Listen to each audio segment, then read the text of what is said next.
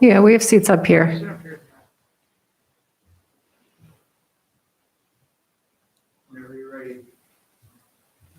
Okay, you can get started, Bill. Just let me know. We're all set? Excellent. How are you? Good to see you.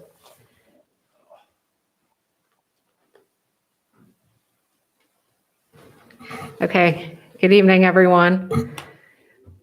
I want to welcome you all to the Town of Niskayuna's Police Reform and Reinvention Collaborative Kickoff Meeting.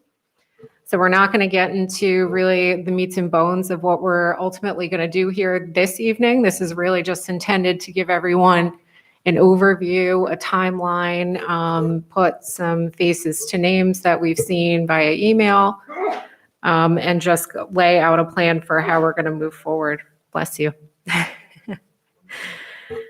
I'm Supervisor Yasmin Syed. I am co-leading the collaborative along with Police Chief Frances Wall. Where did she go? She just disappeared. There she is, Chief Wall. Chief Wall's prepared a very extensive overview of the collaborative. But before we go into that, I'm going to go a little bit out of order. Here I have my agenda. I think everyone has a copy. I'm going to actually have everyone just introduce themselves, say your name. If you're here on behalf of a group, a nonprofit, or other agency, feel free to, state what that agency is, just so we all know each other and where we're coming from. So again, I'm Supervisor Syed, Supervisor of the Town of Niskayuna. We'll go around this way. I'm Reinvention. I'm the controller, town controller, manager. Sorry, I'm technical challenge. My name is Ismat Alam. I'm the town controller and the HR manager. I'm Officer Mosier, and I work here at Niskayuna Police Department. I'm a police officer. I'm Bill McPartland. I'm on the town board, and I chair the Police and Public Safety Committee. My name is John Lubrant. I am Chief Deputy with the Schenectady County Sheriff's Office, and here to along with the other panel members.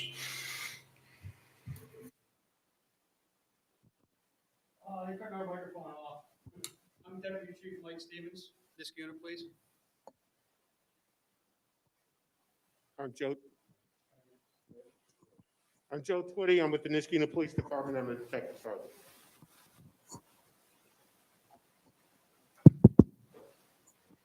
I'm Steve Signori. I'm Steve Signori. I'm with the Schenectady County Public Defender's Office.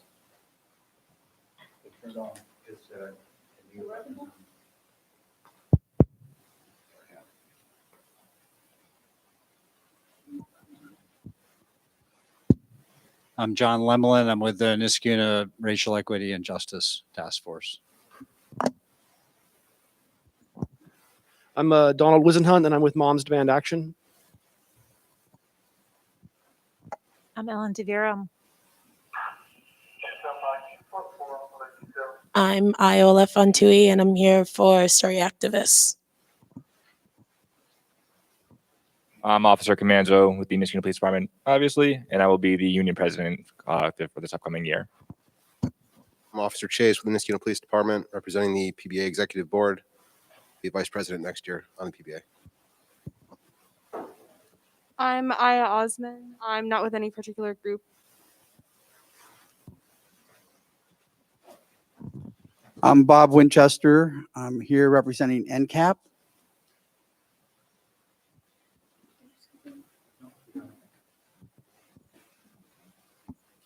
I'm Val Evangelo. I'm here representing a bunch of citizens who've lived here since the early 70s, and I'm glad to be here. I'm Chandler Frontero. I'm here on behalf of the Schenectady County District Attorney's Office. I'm Anjali Madasa, and I'm not here for any particular group either.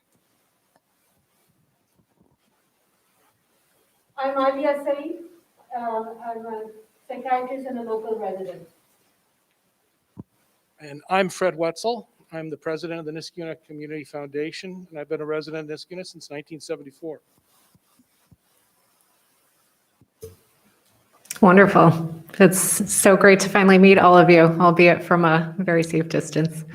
We are joined here by our Deputy Town Attorney, Alexis Kim. I didn't see her sneak in. Yeah, hi, I'm Alexis. As Supervisor Syed said, I'm the Deputy Town Attorney, and I can provide any legal advice on the executive order and how to comply with it. So with that said, Chief, do you want to take it away? Hey, I'm Chief Fran Wall, and I want to really thank everyone for coming and for us all going to be working together on this.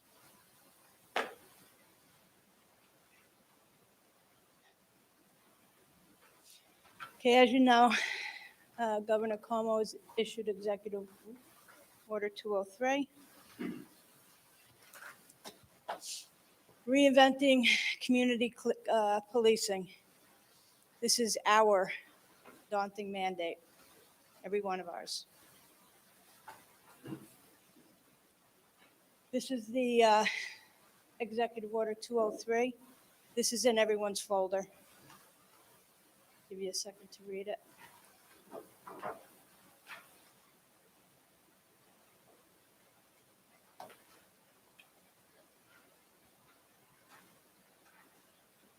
Basically, that we have to all get together and try to develop a plan to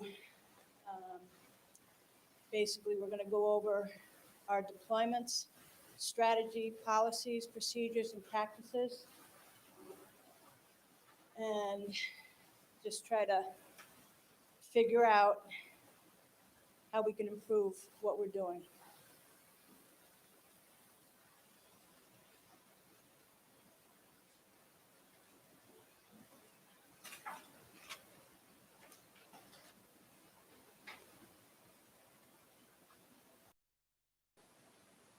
Want to be able to foster trust, fairness, and legitimacy, and address any racial bias, disproportionate policing of communities of color.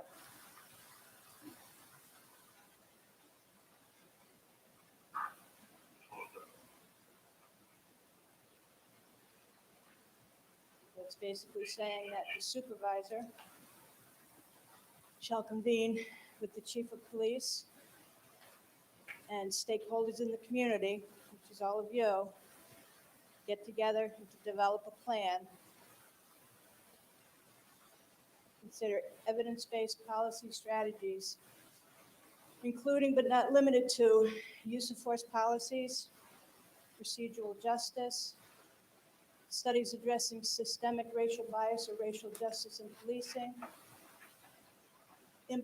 implicit bias awareness training, de-escalation training and practices, law enforcement assisted diversion programs, restorative justice practices, community-based outreach and conflict resolution, problem-oriented policing, hotspots policing, focused deterrence, crime prevention through environmental design, violence prevention and reduction interventions, model policies and guidelines promulgated by the New York State Municipal Police Training Council, standards promulgated by the New York State Law Enforcement Accreditation Program, DCJS. So it's a big task.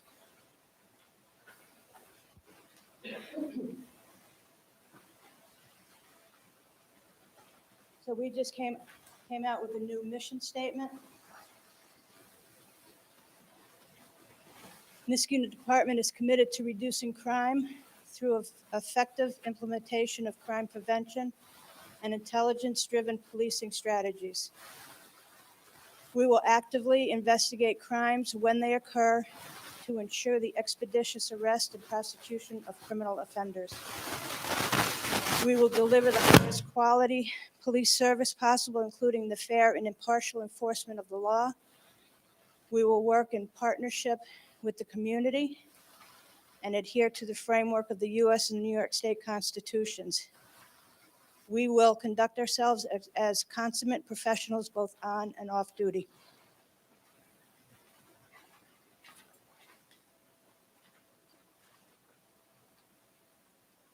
our guiding principle. I'll let you guys read it. Kind of silly if I just keep reading it to you. But this is all in your packet as well.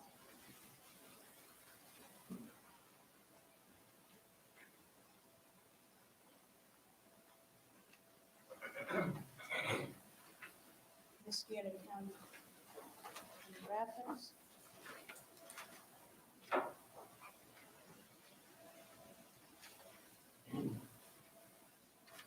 So the town is located southeast quadrant of Schenectady County with a total area of about 15 square miles. This is based off the 2010 census. 21,781. Population is only increasing. 2016, there was an estimate of 22,436, and we know what's going on. It's mostly suburban. It embraces 19 identified local hamlets. We call them like Old Niskayuna, Rosendale Estates, Orchard Park.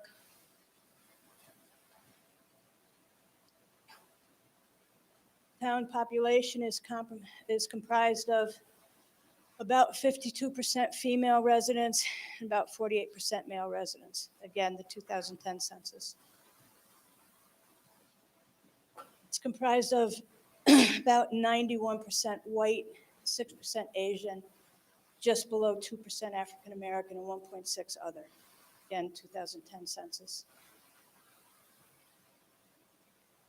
The town has hired a firm to do a racial equity police audit. They've contracted with Center for Naval Analysts, CNA, to conduct this audit. They're a nonprofit research analyst organization based out of Arlington, Virginia.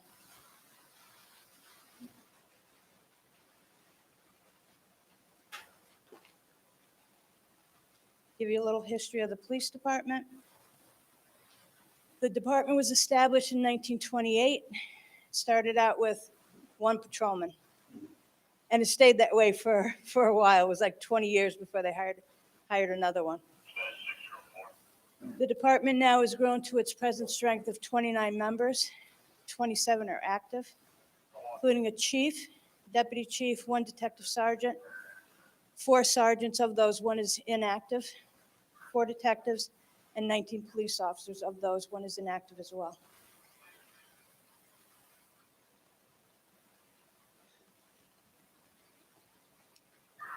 Agency's goals for 2021, clearly prevention of crime, deterrence of crime, apprehension of offenders, recovery and return of property, victim witness assistance, hiring new personnel. Sorry about that.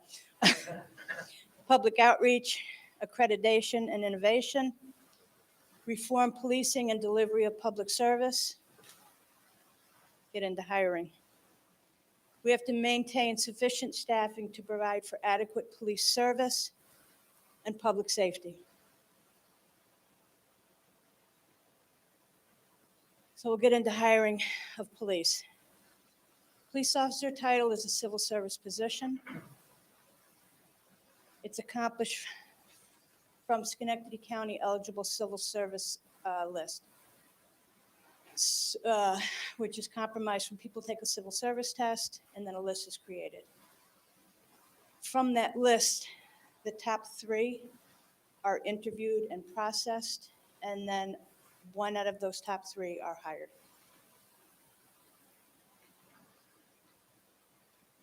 We have never actively recruited for anyone to get on the police department because there's always plenty of people that are trying to get on the police department. Not only that, recruiting can be very costly and laborious to undertaking for a jurisdiction. Once hired from an eligible civil service list, a new recruit attends the Zone 5 Law Enforcement Training Academy. It's New York State Division of Criminal Justice Service basic course for police officers. It runs about 6 months. It's a curriculum which is augmented by a schedule of field training that occurs at the police department.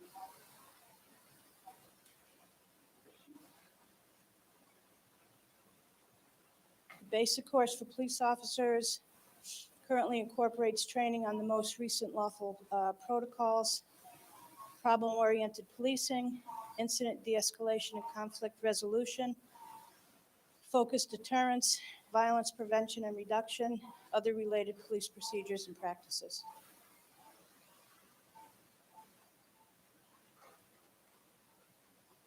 A new recruit is on probation for 18 months.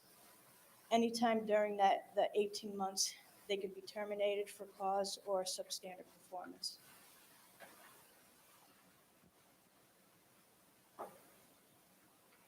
Current hiring must keep pace with identified pediatrician in order to meet the expanding police service needs in Niskuna's growing population and tax base. Currently, right now, in my opinion, we need 3 positions.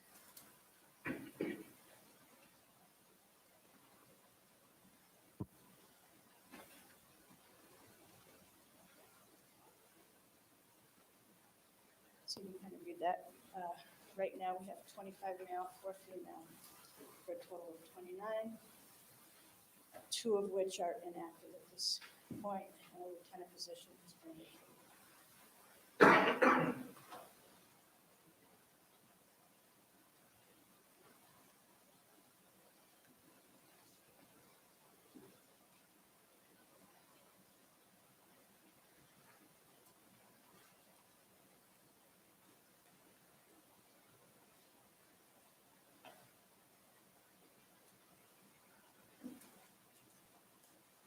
So we'll get into the deployment of our patrol personnel. We have 3 platoons. A line, which goes from 11 at night to 7 in the morning. B line, 7 in the morning to 3 in the afternoon. And C line, 3 to 11. Right now, we have 2 traffic enforcement units. One goes from 7 in the morning to 3 in the afternoon, 1 to 3 in the afternoon, to 11 at night.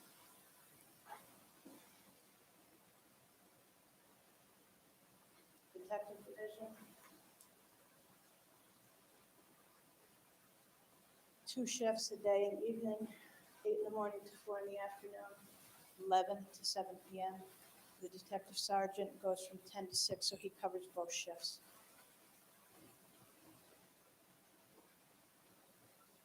Outreach programs, do community events, Niska Day, public rallies, parades, farmers market, school programs, business owner meetings, house of worship events. We have bike patrol, that will, go out on a patrol into the, like Rosendale Estates and like that. We do coffee with a cop, social media, community engagement, Facebook, Twitter, and the town website, and public speaking events, civic groups, etc.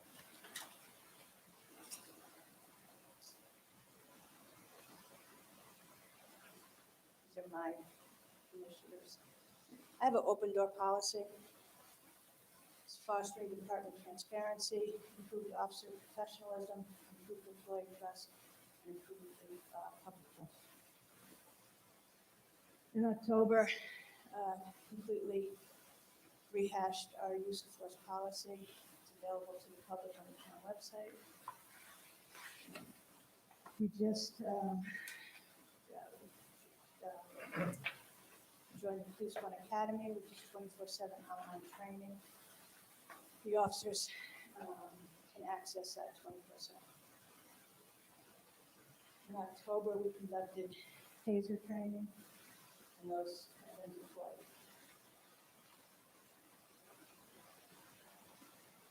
November 7th and 8th, the officers went through active shooter training. It was a countywide training that included fire, EMS, Schenectady, all the local police departments. We held at Schenectady High School. Some of our officers are going to crowd management training. Troy PD is holding that. Some of it went this past Friday, and more going this Friday.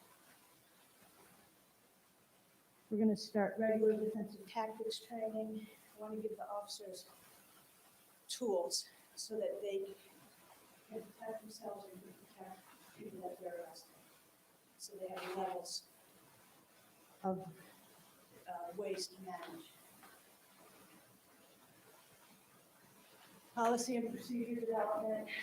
At this next town board meeting, the town is going to approve that we can go with Lexipol, which is an online police administrative service. It's going to assist with an improved development of contemporary police policies and procedures, and will also assist with the accreditation process.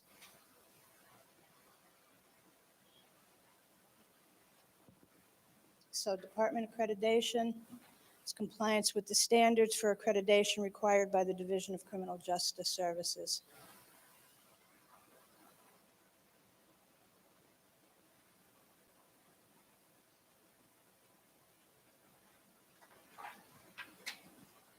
You guys read that?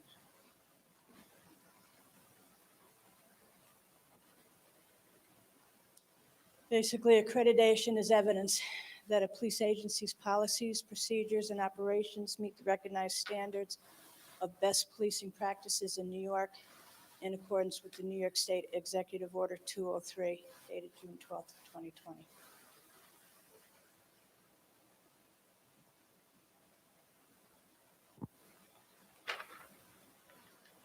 So this is an arrest activity for the preceding 5 years. This is misdemeanors and felonies. If you, in your folders, I have it for the 10 years, past 10 years.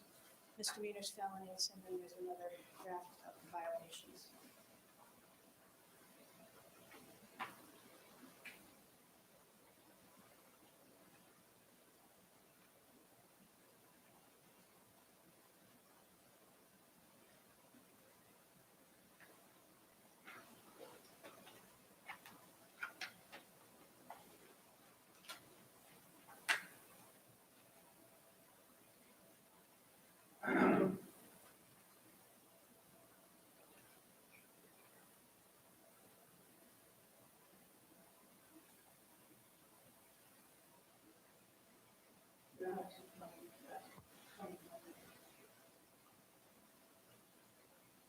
This is by sex.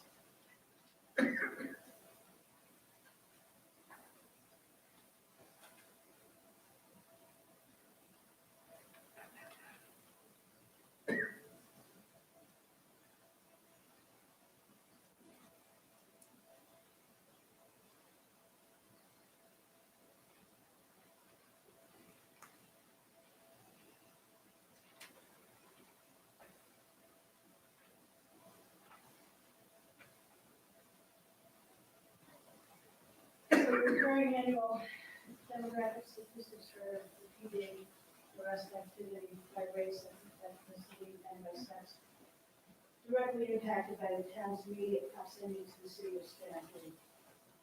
It also should be noted that a high percentage of arrests result from calls for police service from complaints.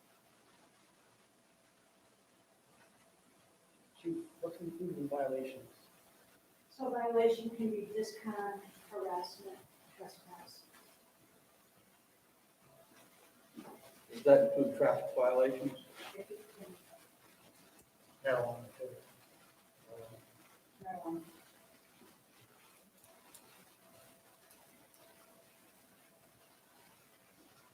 So this task force is formed at the direction of the town supervisor, Deputy Syed, so at this point, we're going to step back and Sure. take over. I do have a few more. Thanks. Okay, so we'll continue on with our agenda. Thank you, Chief, for that very informative overview. So I'll next go to timeline with meeting dates and expected deliverables. So as many of you probably know, I think you all should have access to this collaborative plan That was put out by the governor's office. They were kind enough to send us these beautiful blue books. If you don't have a copy of this in PDF form, email Brian Backus. We can print everything out for everyone. We can mail it to your house. It's quite a substantial document, so I can understand if you don't want to print this out at home. In that guideline, it states that we're going to have to file a plan. So this collaborative group, we're all going to formulate a plan. The plan has to be submitted before April 1st of 2021. So we're on a pretty quick turnaround. So with that quick turnaround in mind, each work group, we're going to have 4 work groups. You're all going to be subdivided into 4 work groups. Each work group should have about 6 to 7 individuals. In your individual work group, you're going to be answering a number of questions. They're all coming out of this document right here that'll inform the questions that you're going to want to be answering. You're going to come up with recommendations to be included in the plan. Eventually, we will have a plan review committee. We're not going to have that formed today, of course, but that's something that's going to be an outcropping of this group. So that will be an additional add-on if you'd like to be part of this plan review committee. You can sign up for that. But again, Brian will send an email when the time comes for us to accept signups for the plan review committee. That committee is going to formulate a cogent plan for the town. And again, that's going to be submitted by April 1st, ideally before. So meetings will generally occur once or twice a month now for the next couple of months. This is likely going to be our last in-person meeting with everything that's happening with COVID. Schools are closing. I think Niskayuna's school district is going all remote as of tomorrow, I believe. So unfortunately, we were able to have this time together tonight, but in all likelihood, we're going to be remote from here on in. So with our individual work groups, all of it can be set up through the town, through Brian. He's going to be your main point of contact. If you have any questions about scheduling, any questions at all, he's going to be your main point of contact. I believe you all have his contact information. He's been reaching out to you thus far. So when we do hold any forthcoming meetings, they're going to be via Google Meets. Our systems administrator, Bill Lawrence, sets all of those up. You'll all be issued a Google Meets link. You can all log into those. And we will have monthly touch base meetings where all of us are going to be on the same call just to track our progress and see how each work group is doing. There may be overlap with work groups too, so we don't want to duplicate our efforts. So that's really the purpose of all of us getting back together once a month.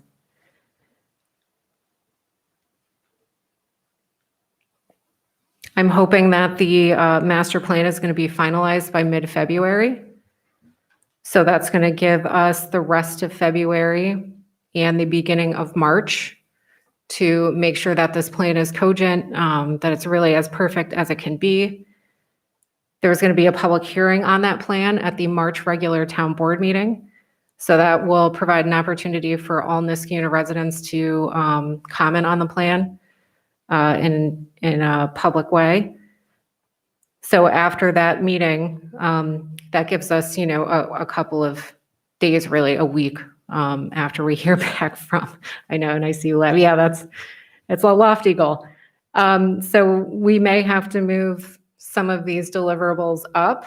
In all likelihood we will, but again, as we get things going and we see how, what pace we're moving at, then we can revise this timeline. But again, a timeline will be sent by Brian, just so we all have that. I'll discuss the work group structure. So like I said, there's going to be 4 work groups that everyone's going to have the opportunity to sign up for. Brian will also send that document out. It's going to be a Google Doc that everyone can sign up for whichever work group they want to participate on. If you're really an overachiever, you can sign up for 2. That'd be great. So one of the work groups is going to be evaluating the function of the police department. determining the role of the police with consideration to staffing, budgeting, and equipping the department. You're going to be considering what the goals of the department should be. Second work group is going to be employing smart and effective policing standards and strategies. It'll be looking at procedural justice and community policing, law enforcement strategies to reduce racial disparities and build trust, and pursue community engagement. The third work group is fostering community-oriented leadership, culture, and accountability.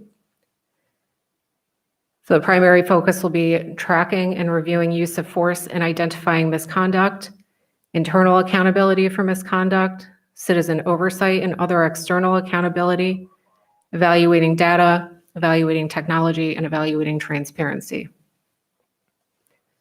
Fourth work group is going to be recruiting and supporting excellent personnel with a focus on recruiting a diverse workforce, training and continuing education, supporting officer wellness and well-being. So those are the 4 work groups. Like I said, in this document, there are a lot of questions that accompany each of these work groups, answering those questions. So that's really what, breaking out into those work groups, that's what you should be accomplishing. It's looking at all those questions that were laid out in this guide, try to answer them, come up with recommendations for how you can, make any of these issues better. And all of those recommendations are what is going to be formulated ultimately into the plan that's submitted. When we do submit the plan, we're going to have to submit a plan certification form. So that's right here. Plan review committee is going to make sure that we're ticking all of these boxes. So I have to assure that our local government has performed a comprehensive review of our current police force deployment strategies, policies, procedures, and practices. That was outlined in one of the work groups here. Our local government has developed a plan, which we will attach. Our local government has consulted with stakeholders, which include but are not limited to membership and leadership of the local police force, members of the community, with emphasis in areas with high numbers of police and community interactions, interested nonprofit and faith-based community groups, the local office of the district attorney, the local public defender, and local elected officials. So that's why we are all here together. So that's what function we all serve. We'll have to assure that the town has offered the plan in draft form for public comment. So that's why we will be having a public hearing. And then the legislative body, which is the town board, will ratify and adopt the plan by local law or resolution. And then we will attach it and submit it on or before April 1st. So it's a general overview of timeline, meeting dates, and deliverables. I discussed the work group structure. Like I said, Brian Backus will be reaching out via email with a digital worksheet so that you can all sign up for your work groups. More discussion on the collaborative plan review committee is set to come as we move along and we see what progress we're making. And then our next meeting date, we're not going to set right now. Again, we're going to do another doodle poll. I think that worked pretty well. I think everybody here was able to access that doodle poll and respond pretty well to it. So Brian's also going to be reaching out to schedule our next meeting. So let me see what other slides we have next to go. Chief, do you want to pick it up from here? I don't know what's next. I do want to make one correction though. Yep. On the vehicle and traffic, that's not like a regular summary. I just want to correct that. Where do you point it? What's it? Where do you point it to get it to work? We clearly are very challenged here with technology. Thanks. Oh, awesome.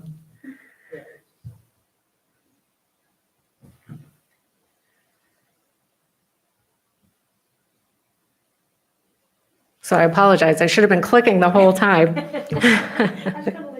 Yeah, no, I appreciate it. So are there any questions before we wrap up? I know that was probably a lot quicker than everyone expected, but we're going to have plenty of discussions that I'm sure will take up a lot of our time. Yes, Mr. Winchester. when are most of your calls received? During what, on weekends, at night? I know they're received 24/7, 365, but is there a time frame where you need to have more officers on staff to answer calls? And if there isn't, that's fine. I just didn't know. You know, it varies. The afternoon shift is generally, and even when I say that, it varies. The afternoon shift is generally the busiest. But then the day shift, like when I say that, day shift can be running from call. It's just different calls. So it's really hard to say that. The midnight shift is generally slower, but when they get a call, it's generally More serious. a more serious call.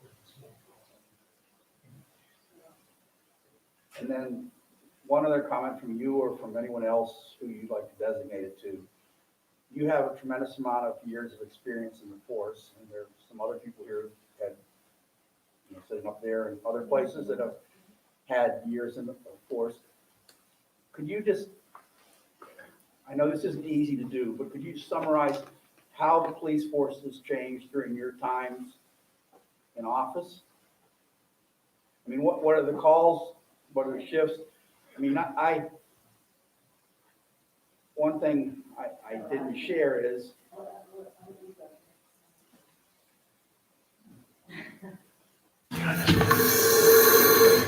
I think over the years, it's fair to say that, everybody is fairly cognizant that there's been a lot of change. Commercial growth has played a role in that, residential growth, our proximity to and routes going through the town, the Route 7 corridor, the Route 146 corridor, the Route 5 corridor, connecting Schenectady, Albany, Troy, vehicles passing to and from. So as other communities have grown, that's also compounded the effects that have happened, in the town.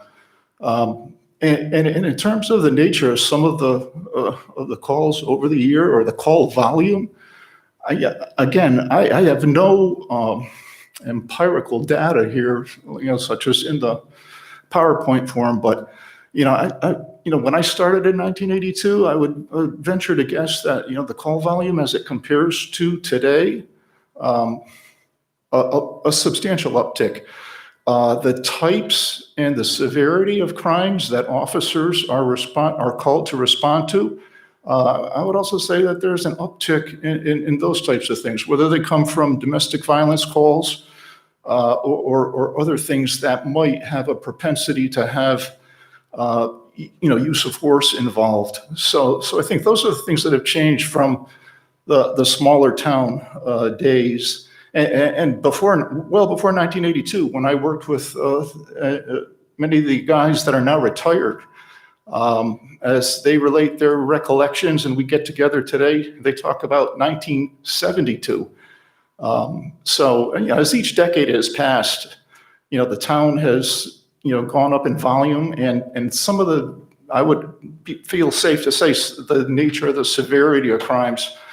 And some of it attributed to our close proximity to the city of Schenectady, and some of it to the fact that, again, we have a lot of, this is a very mobile society today, and the three routes that bring people traveling, through town, can generate in a traffic stop that, officers are encountering today that we might not have seen as much in, 20 years ago or 25 years ago. The risk of running into an armed suspect, that type of thing. So I think that's, my kind of historical, recollection of how things have kind of changed and grown. Thank you.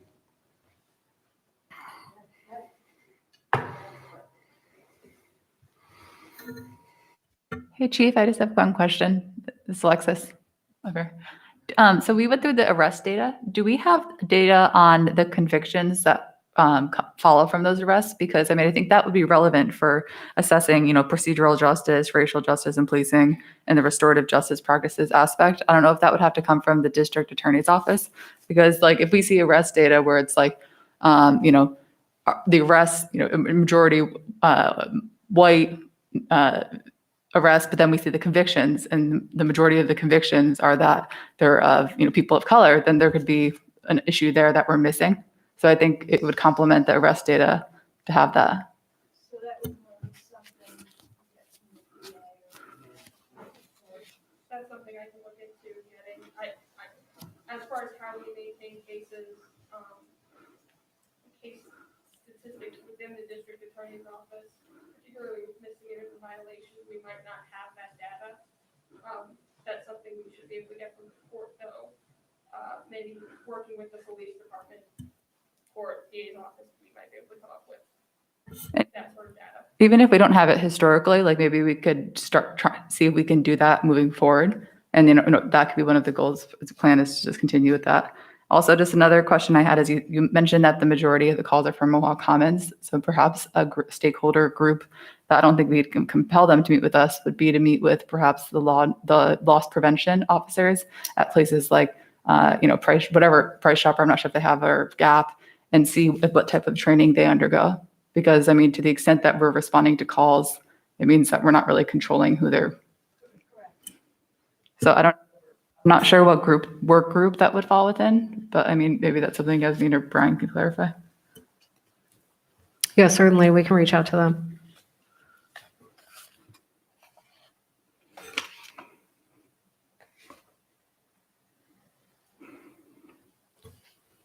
Any other questions? Yes, I see. Aya?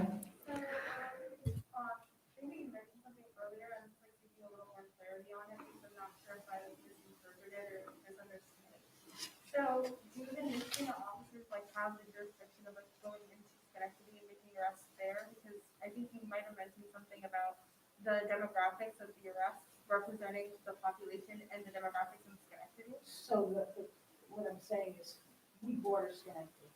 A lot of Schenectady bleeds over into Michigan. Because when I see that Michigan is population of African Americans is 2%, and then for the arrests we have about a third of the Black people that are being arrested, it's definitely very disproportionate.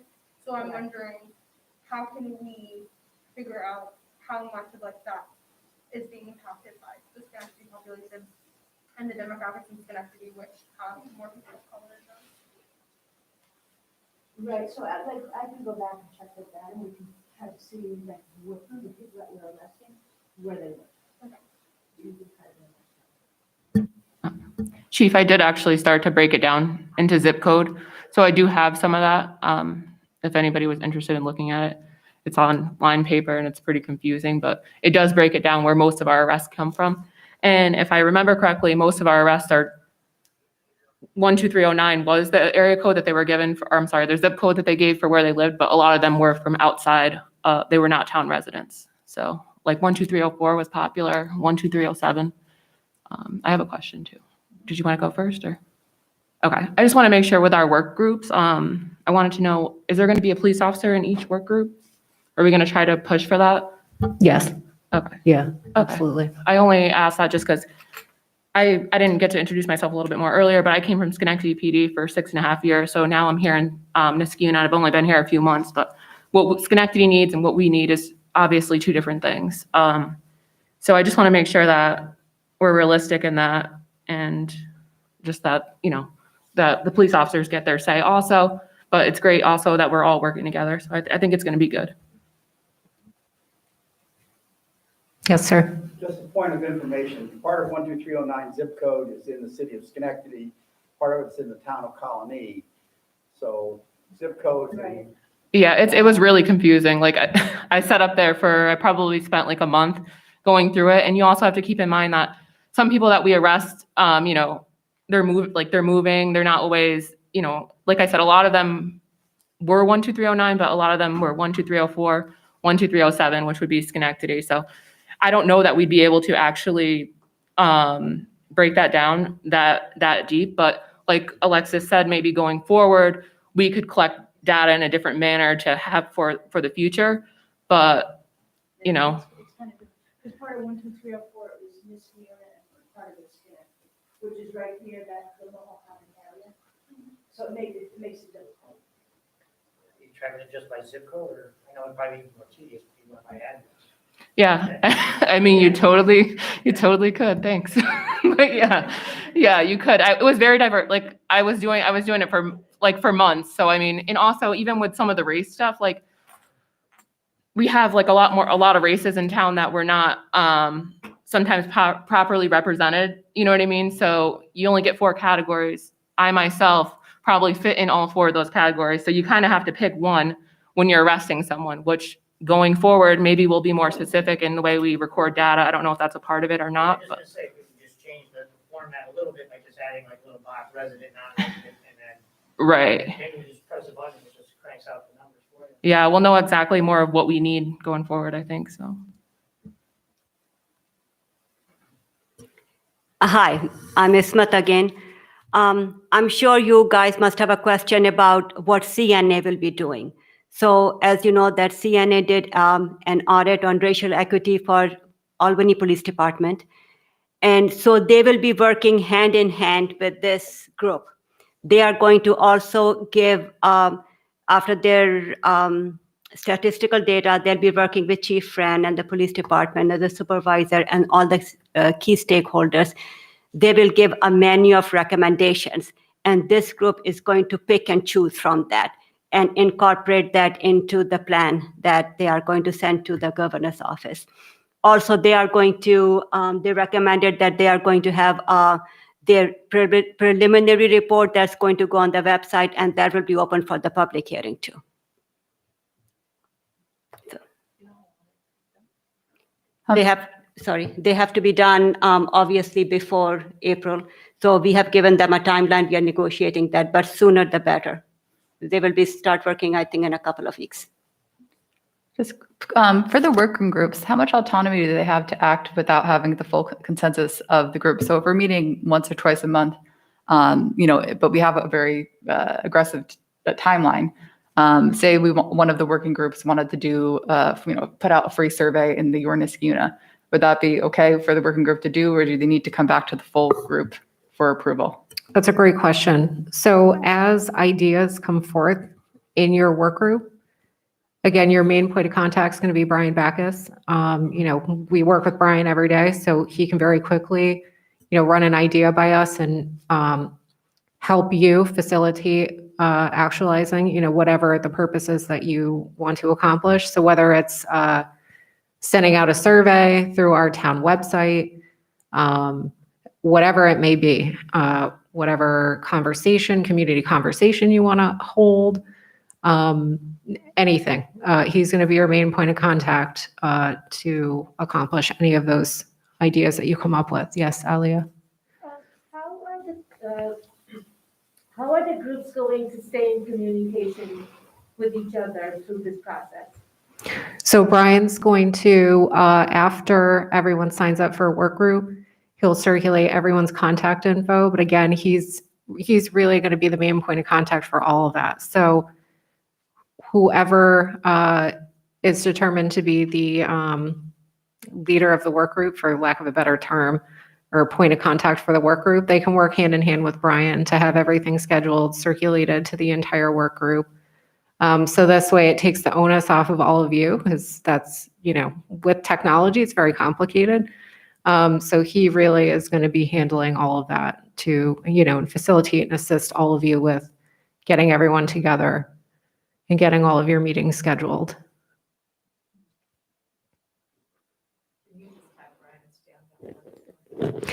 Believe it or not, Brian's not, he's the only one who's not here. Yeah, he checked everybody in. So the gentleman that you saw as you entered the building, that's Brian. Yeah. You're welcome. So I guess it's very important that all of us remain, focused on our role as community members. I think if we don't have an independent way of talking to each other, what does that do to our independence as community members? Are you suggesting, so when we have our group conversations, when we come back together, all of us as a group once a month, we can do that more often. Yeah. I'm sorry, I had missed that part. Oh, no, that's okay. Yeah. Yeah, but I completely agree. Unless we're all touching base again as a larger group to track all of our progress. Yeah, 100% agree. We need to do that. Yep. You're welcome. Yes, sir. Yep. The demographics for arrests and violations are great. Do we have the same kind of information for traffic stops? We do not. So we issue tickets through tracks. It has not, up until like last year, we have not tracked by race. So we don't have that data. The other problem is, I know one of the things that audit is gonna want us to have is traffic stops where somebody was issued a summons. So I went to, it just so happened that we were getting our tracks updated. And I asked them, are we able to issue warrants? Because then we can track that data. And the state police legal said that we cannot do that because we are violating people's Fourth Amendment right, because then we are tracking them. We don't have the right to do that. So I don't know what the answer is for that. Is that only if you issue a warning? So if we're trying to track data, which the CNA is going to want us to have, like people that all our traffic stops, and say we let 10 cars go. Well, were those white people, were the black people, were the Hispanic? If we track that data, we're violating people's Fourth Amendment rights. So how do we get that data without tracking it? So we're kind of like, what do we do? How do we do it? We forced to have to write the tickets, right? But even then, you're not, right. Yeah, so we're, I mean. I'd rather you let me go. You know what I mean? Yeah. You know, like, we let a lot of people go. You know, because a lot of times if we stop somebody, our main concern is to stop the action. So if I stop you and you're like, you know what, whatever's going on, all right, do me a favor, slow down. Do I need to write you a ticket? Probably not. So we're in a tough spot. It, you know, it just makes it difficult for us. So we don't have that data. We don't have. And I mean, do you really want cops that are rating everybody they stop? Do you? Yeah, that's not the right solution. It's not the right solution. I mean, as far as I'm concerned, it's not. Are there any other police departments who have had any kind of solution to that issue? I don't know, because I like, literally, Trax was in here last, when was I here? Nine. So that's when because I've been trying to figure out ways to track it. And that was like what I came up with, and when they're like, well, you're violating people's Fourth Amendment right by doing that, then I'm like, well, okay, so what do we do? So, you know, it's stuff that we have to figure out, like what to do. So what's Albany doing, for example? I don't know, I haven't, I because I don't, think they ran the same- they got given on the same thing, because they don't have the data. Yeah, I think they were in the same issue. I think the food report's the same thing. It recommended tracking of traffic stops where no ticket is issued, and there's no means. And the fact that SP Council is coming out and saying it's their opinion, Fourth Amendment violation, tracks, the software we use for all of our traffic, that's funded and governed by the state. They're not gonna do it. Yeah, I mean, it's a nightmare. I don't know the solution. Well, CNA, if you read CNA's report for Albany Police Department, is the same thing. And they're aware of it. Yeah. It's like a, nation, but not, I mean, in the statewide problem right now. So they do understand that.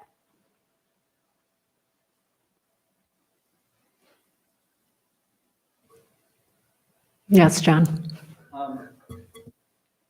It seems like a lot of the work for the working groups, at least, will need to start with a look at documentation. So my question is the documentation available to this group, things like the police department's policies and procedures, the statement of work for CNA, the training curriculum and how, whether it's zone 5 or whatever, because all those things are going to impact, I think, what we're being asked to look at. So is it available? And if it is, what's the mechanism for us to request it or for you to give it to us so that we have something like that? That's a great question. So right off the bat, I'd like to have all of the documents, and we kind of started that today with what Chief put together, but setting it up via our website, whether it's a file transfer site, Google Docs, whatever it is. I mean, we want it to be secure, but we want it to be shared with all of you so that you all have access to the same things. And it'll be all of that, procedures, policies, data, whatever we have internally, we want you to have the same thing, because how are you going to, evaluate those things if you don't have access to it? And if there's anything else that you think of that's an outcropping of discussions in your work group, again, submit it to Brian. We can figure out how we can get it to you. So yeah, you won't have to go through formal FOIL processes or anything like that. Everything will be available to you as the collaborative.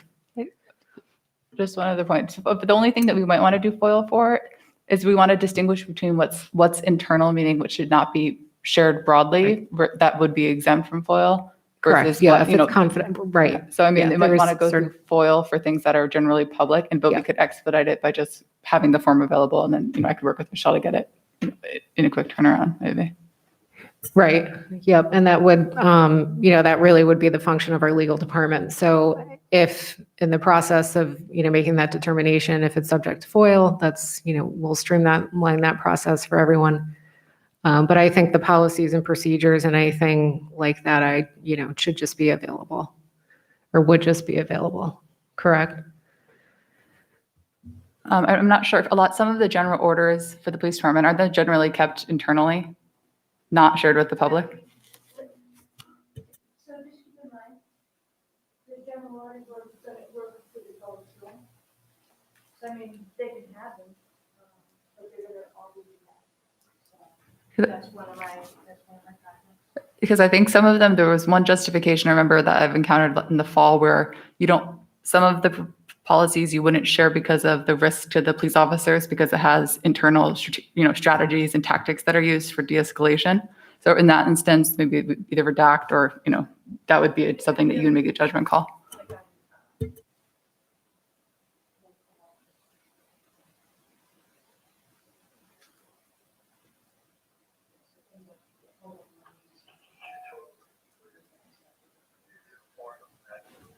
So hopefully within the next week or two, we can do that work internally.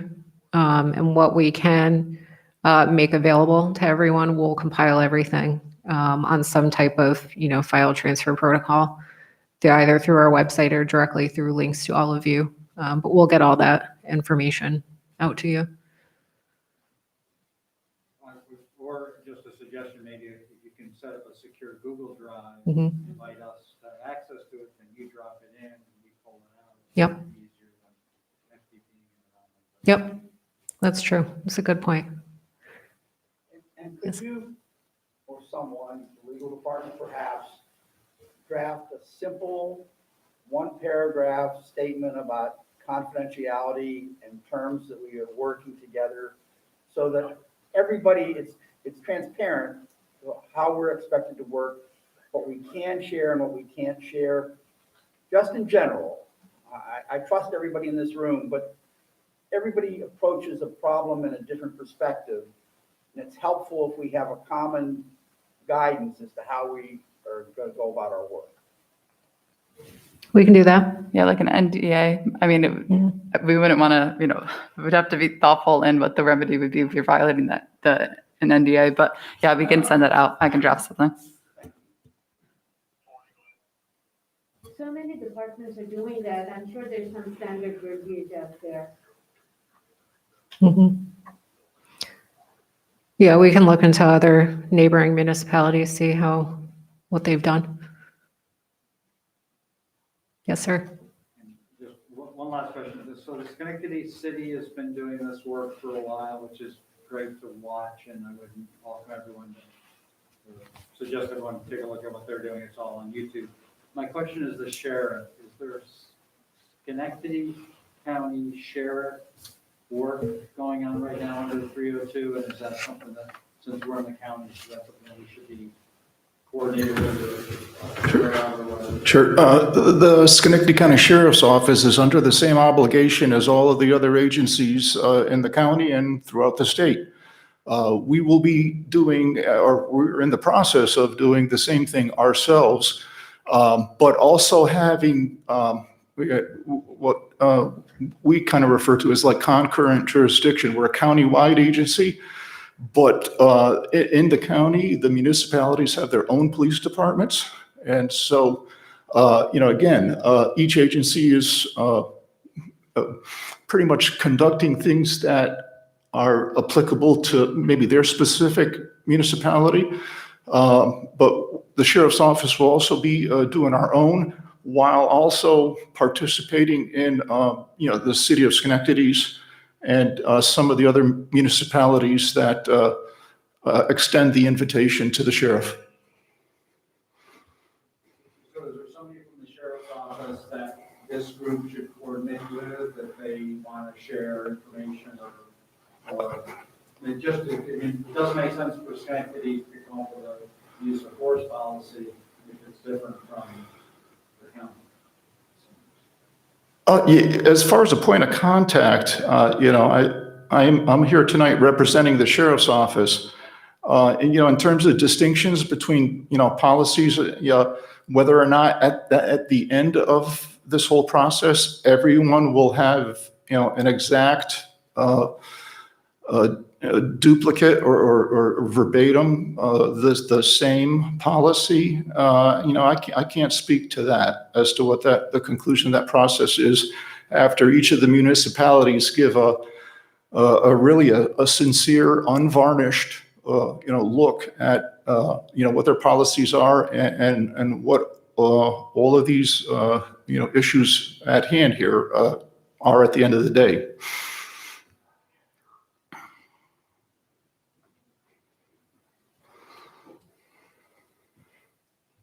Any other questions? Okay, last call. Any other questions? Yes. I want to thank the town for doing this. I know it's a very difficult task on top of all the other things you're doing, so I'd like to appreciate the town and the board and the police department's work. I hope that at some point we'll have the fire department interact a little bit, because the calls are sometimes concurrent, or oftentimes concurrent.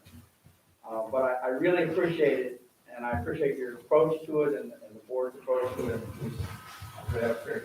Well, we want to thank you all for coming here and volunteering your time to help us and represent everyone in the community here. I'm here, I'm here to listen.